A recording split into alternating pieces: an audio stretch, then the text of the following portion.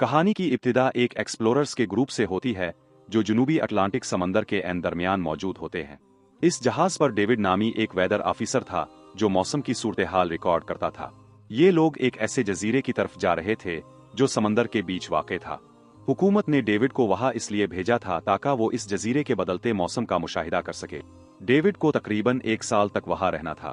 पूरा साल मौसम का डेटा इकट्ठा करने के बाद इसे वापस आ जाना था। हुकूमत ने इसे 1 साल का खाना और तमाम जरूरी सामान फराहम कर दिया था। कई दिन के सफर के बाद आखिरकार वो जजीरे तक पहुंच गए। जजीरे पर एक लाइट हाउस और एक छोटा सा घर था जहां डेविड को रहना था। इससे पहले यहाँ रॉबर्ट नामी एक वेदर ऑफिसर रह चुका था, मगर अब इसकी ड्यूटी मुकम्मल हो चुकी थी। इसने 1 साल तक अकेले रहकर मौसम का डेटा इकट्ठा किया था। अब इसकी जगह डेविड को ये जिम्मेदारी संभालनी थी और रॉबर्ट को जहाज के साथ वापस जाना था।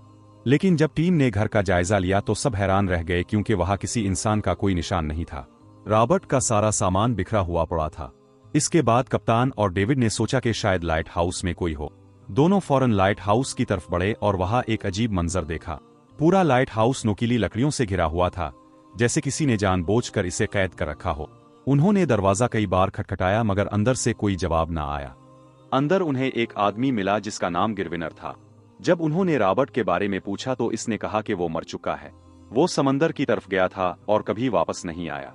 ये सुनकर कप्तान और डेविड दोनों हैरान रह गए। कप्तान ने डेविड को वापस चलने का मशवरा दिया मगर डेविड ने इनकार कर दिया क्योंकि वो ज्यादा पैसे कमाना चाहता था। कप्तान ने इसे हिफाजत के लिए बंदूक दी और खबरदार किया कि ये जगह महफूज नहीं लगती।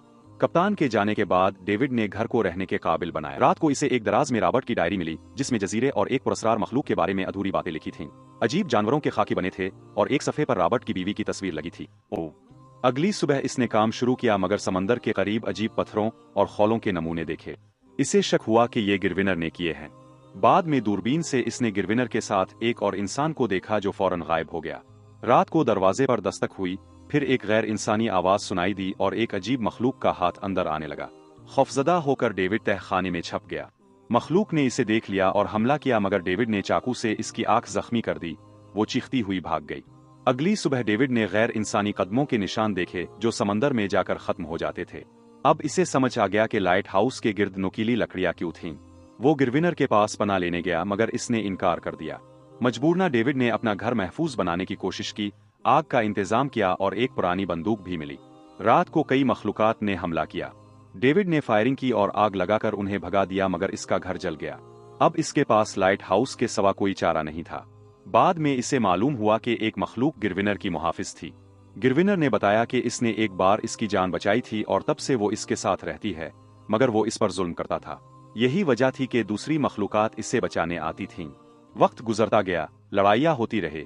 डेविड और इस मखलूक, जिसका नाम इसने एनरीस रखा, के दरमियान दोस्ती हो गई। आखिरकार डेविड को एहसास हुआ कि असल जालिम गिरविनर है, मखलूकात नहीं। जब अमन का मौका आया तो गिरविनर ने एक बच्चे को मार दिया। इस पर डेविड और गिरविनर में लड़ाई हुई। डेविड ने इसे इसके असल नाम रॉबर्ट से पुकारा। रॉबर्ट को अपनी गलतियों का एहसास हुआ और इसने खुद को मखलूकात के हवाले कर दिया जिन्होंने इसे मार दिया। 1 साल बाद हुकूमत का नया अफसर आया। डेविड ने भी वही झूठ दोहराया कि पिछला अफसर समंदर में गया और वापस नहीं आया।